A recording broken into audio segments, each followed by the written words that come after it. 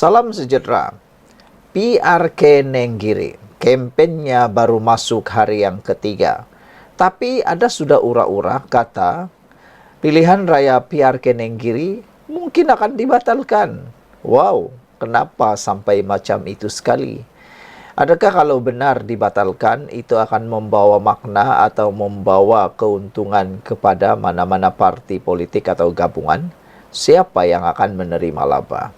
Tetapi rupa-rupanya idea persoalan PRK Nenggiri mungkin akan dibatalkan timbul apabila rupa-rupanya penyandang sebelum ini, penyandang kerusi tersebut yaitu Azizi Abu Naim, sekarang ini masih lagi berjuang di mahkamah untuk menghentikan kempen pilihan raya tersebut kerana beliau masih lagi dalam proses permohonan injuksi. Saudara-saudara sekalian, ini keputusan yang muktamad. Kempen di Nenggiri sedang berlangsung. Azizi tak boleh halang PRK, pilihan raya kecil, kata Suruhanjaya Pilihan Raya. Muhammad Azizi Abu Naim tidak boleh menghentikan kempen pilihan raya kecil PRK yang sedang berlangsung di Nenggiri, kata Suruhanjaya Pilihan Raya SPR. Wakil Suruhanjaya itu yaitu Peguam Kanan Persekutuan Ahmad Hanir Hambali alias Arwi hari ini memberitahu Mahkamah Tinggi Kuala Lumpur bahawa permohonan injuksi Azizi adalah akademik. Azizi sedang berusaha untuk menghalang SPR daripada menjalankan PRK Nenggiri yang ditetapkan pada 17 Ogos. Sementara menunggu pelupusan saman utamanya, mencabar pemberhentian keahliannya daripada bersatu. Hanir memberitahu Mahkamah Sivil petang ini bahawa kempen telah dijalankan sejak hari penamaan calon pada 3 Ogos dan undi pos telah pun dikeluarkan. Azizi tidak boleh menghalang SPR daripada menjalankan tugas perlembagaannya. Sebarang injuksi yang diberikan akan bercanggah dengan kepentingan awam, katanya. Rit pilihan raya telah dikeluarkan pada 28 Jun. Penamaan calon pada 3 Ogos. Proses pilihan raya telah bermula. Pengundian pada 17 Ogos. Yang tinggal ialah pengundian awal dan pilihan raya umum. Proses pilihan raya telah bermula. Lebih-lebih lagi sebab SPR tidak harus dihalang daripada menjalankan tugas perlembagaannya, kata Hanir kepada Pesuruh Jaya Kehakiman Ros Mawar Rozain. Azizi gagal dalam percubaan awal pada 27 Jun untuk Mahkamah Sibil menghentikan sementara PRK Nenggiri. Sementara itu, semasa prosiding mahkamah hari ini, peguam yang mewakili Speaker Dewan Undangan Negeri Kelantan Muhammad Amar Nik Abdullah berhujah bahawa permohonan perintah sekatan Azizi telah dipintas oleh peristiwa. Ia seperti memutar balik roda masa. Ia bukan sesuatu yang patut kita lakukan, kata Peguam Awang Armada Jaya Awang Mahmud. Awang menegaskan bahawa sejak Azizi didakwa telah diberhentikan keahliannya, ahli politik itu boleh bertanding dalam PRK Nenggiri tetapi tidak berbuat demikian. Sebagai jawapan, Peguam Azizi Rajan Navaratnam berhujah bahawa anak guamnya masih mengekalkan ahli bersatu sekaligus tidak hadir pada hari penamaan calon. Rajan menegaskan Azizi tidak mahu menjadi calon kerana ini akan menjejaskan tuntutannya terhadap bersatu. Ros Mawar kemudian menetapkan Isnin depan untuk menyampaikan keputusannya, sama ada untuk menangguhkan PRK akan datang. Menerusi saman itu, Azizi memohon pengisytiharan mahkamah bahawa artikel 10.5 dibacakan dengan 10.4 dan 10.6 Perlembagaan Bersatu melanggar hak perlembagaannya untuk kesaksamaan di hadapan undang-undang dan kebebasan berpersatuan. Dia berhujah bahawa pemberhentiannya sebagai ahli bersatu adalah tidak sah dan pengisytiharan Speaker Kelantan bahawa Nenggiri dikosongkan adalah terbatal dan tidak sah. Sekian dulu untuk kali ini. Jangan lupa tinggalkan komen anda. Salam sejahtera, terima kasih karena bersama dengan saya di Nazlin Unity Channel. Ini berita pasti membuatkan walaun pembangkang moroyan. Itu kata seorang netizen di ruangan komen. Mereka kata, yang kali ini memang akan kena game over terus pembangkang. Akhirnya, apa yang dilaung-laungkan oleh Anwar Ibrahim ditunaikan. Bermula esok, diesel akan 5 sen lebih murah. Betul kan? Akhirnya diesel turun 5 sen. Wow, tahniah. Harga runcit diesel akan diturunkan 5 sen kepada RM3.30 seliter bagi tempoh bermula esok hingga 14 Ogos. Kementerian Keuangan berkata ini sejajar dengan tren penurunan harga bahan api global. Nah, yang ini Anwar Ibrahim dah banyak kali terangkan. Ramai orang yang viralkan semula video laungan Anwar Ibrahim kalau jadi kerajaan besok harga akan turun. Waktu itu harga minyak kita memang rendah. Harga dunia, minyak dunia adalah rendah. Dan banding dengan harga minyak Malaysia pada waktu itu sepatutnya boleh diturunkan lagi. Tetapi tidak diturunkan. Sekarang ini harga minyak global sudah terlalu mahal. Dan negara kita pula mempunyai sistem minyak subsidi sebelum penyesaran subsidi diesel yang sangat-sangat menguntungkan bukan saja rakyat Malaysia yang kaya raya, tetapi juga para penyeludup minyak di luar negara. Akhirnya, dengan pengenalan subsidi diesel bersasar, negara kita kini menikmati penjimatan sehingga ratusan juta ringgit sehari. Itulah sebabnya kita perlu meneruskan penyasaran subsidi diesel bersasar ini. Saudara, dengan pengumuman penurunan harga minyak ini, maka betullah apa yang kata Anwar kata. Kalau tren penurunan harga minyak atau kalau harga minyak global turun, kerajaan janji akan turunkan harga. Hari ini kita sudah dapat apa yang dijanjikan. Bermula esok, harga diesel akan turun 5 sen. Baguslah kan? Jadi sekarang nih, apa pula tuntutan? Nak jadi 50 sen baru gembira. Tak tahulah. Nak kurang pun tak gembira, tak kurang pun tak gembira. Itulah kan. Kementerian Keuangan berkata, ini sejajar dengan tren penurunan harga bahan api global.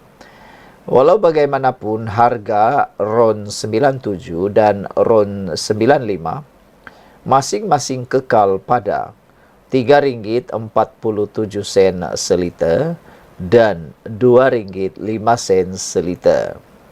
Manakala harga runcit diesel di Sabah, Sarawak dan Labuan kekal pada RM2.15 seliter.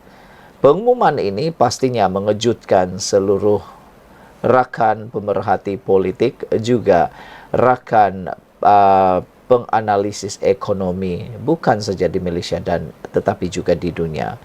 Bagaimana kerajaan sekarang ini boleh turunkan 5 sen harga diesel? Itu semua kerana berkat kerja keras daripada para pemimpin yang ada di Malaysia.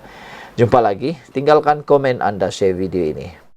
Keputusan Speaker Dewan Rakyat kali ini disambut dengan riang gembira, sorak-sorai daripada rakyat jelata, daripada netizen. Ini apabila diumumkan oleh Speaker Dewan Rakyat, ahli parlimen yang ponteng tegar, tak suka datang berbahas ataupun datang ke mesyuarat di Dewan Parlimen, Ahli parlimen Ponteng Parlimen, selepas ini tak akan dapat allowance. Silap hari bulan boleh hilang kerusi. Wah, ramai netizen yang menyambut keputusan terbaru ini, yaitu allowance ahli parlimen yang Ponteng Parlimen mungkin akan dipotong dan silap hari bulan boleh pula hilang kerusi. Ahli parlimen yang gagal menghadiri persidangan parlimen selepas ini kemungkinan akan ditarik allowance kehadirannya.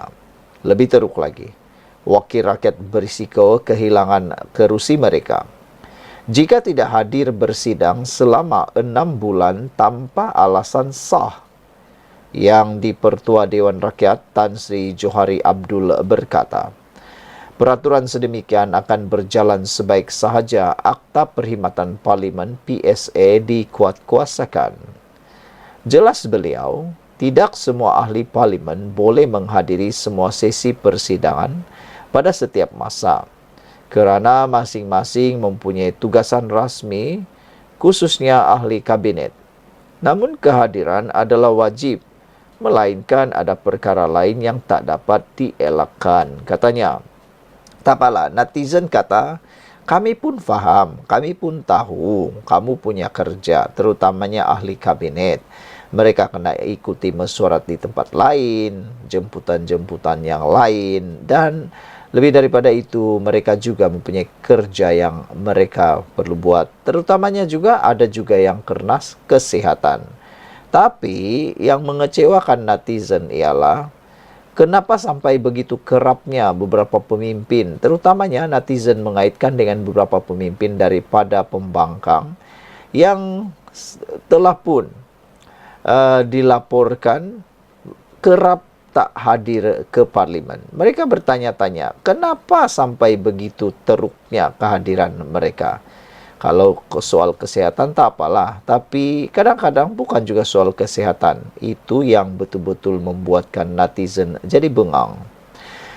Kata Speaker Dewan Rakyat lagi, memang tiada lagi ahli parlimen yang kehilangan kerusi atas sebab ini setakat ini. Tapi langkah baharu itu penting untuk memastikan tanggungjawab dalam menghadiri persidangan.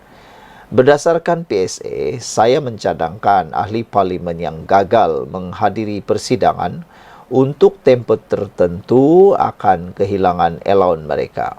Apa-apapun, kita tunggu PSA diluluskan kabinet sebelum dibentang pada persidangan parlimen nanti, katanya kepada media. Akta Perkhidmatan Parlimen PSA yang dijangka dibentangkan pada sidang Dewan Rakyat Oktober ini tidak akan mengganti atau memansuhkan Akta Majlis Parlimen Keistimewaan dan Kuasa 1952 Akta 347.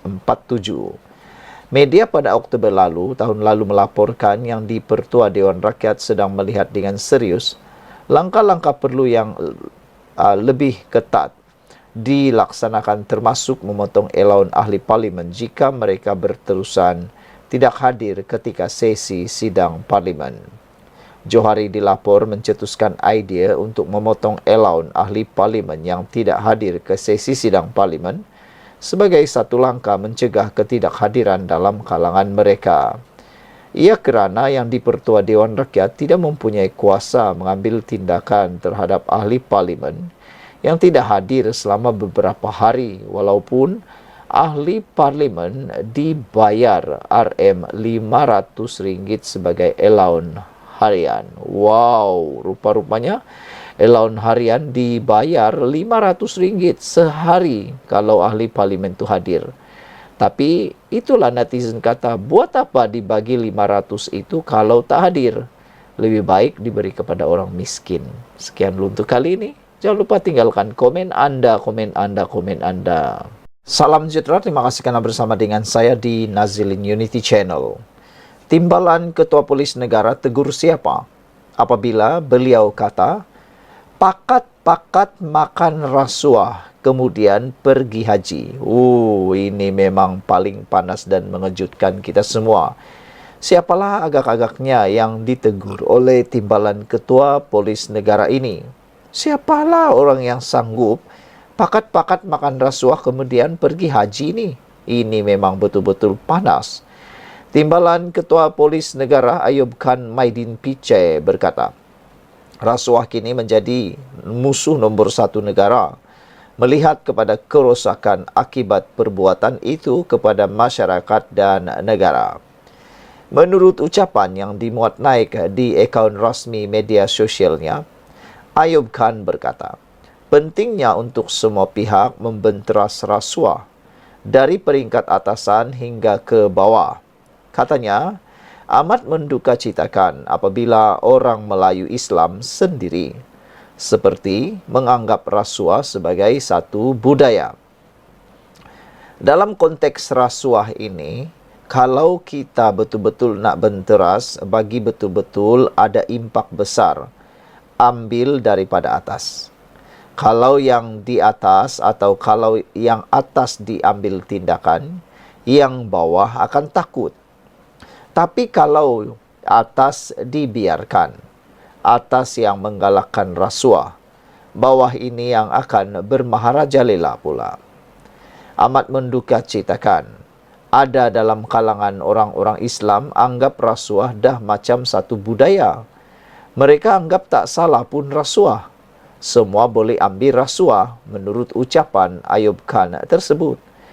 Inilah salah satu sebab kenapa kita sampai sekarang masih ada isu rasuah. Isu yang besar yang saya boleh kategorikan sebagai musuh nombor satu negara, kata Ayub Khan lagi. Klip video yang dimuat naik itu adalah ketika beliau berucap pada Hari Integriti Prasarana tahun 2024 yang diadakan hujung Julai lalu. Ayub Khan berkata, orang yang makan rasuah menganggap apabila mereka pergi menunaikan umrah atau haji, dosa itu telah diampunkan Allah. Namun katanya, dosa terhadap masyarakat adalah lebih besar kerana rasuah adalah memakan duit orang lain. Banyak dalam kalangan orang Melayu Islam kita yang masih beranggapan rasuah ini okey, kata Ayub Khan. Dia orang anggap rasuah ni ibarat cukup tahun pergi haji habis dosa. Balik haji bersih, seputih kain putih, kata Ayub Khan lagi. Setiap bulan dia pergi umrah. Tiap-tiap tahun dia pergi haji. Tapi duit rasuah. Dengan anggapan dia bahawa tindakan dia makan rasuah tak apa. Nanti pergi haji minta maaf, minta ampun. Allah maafkan, kata Ayub Khan. Tidak, rasuah ini kita punya dosa dengan masyarakat, kata Ayub Khan lagi. Yang menjadi persoalan netizen pada malam ini ialah siapa yang disindir ditegur oleh Timbalan Ketua Polis Negara ini. Pakat-pakat makan rasuah kemudian pergi haji. Wow, ini betul-betul mengejutkan kita semua. Pendedahan berani daripada Timbalan Ketua Polis Negara. Kita jumpa lagi, tinggalkan komen Anda.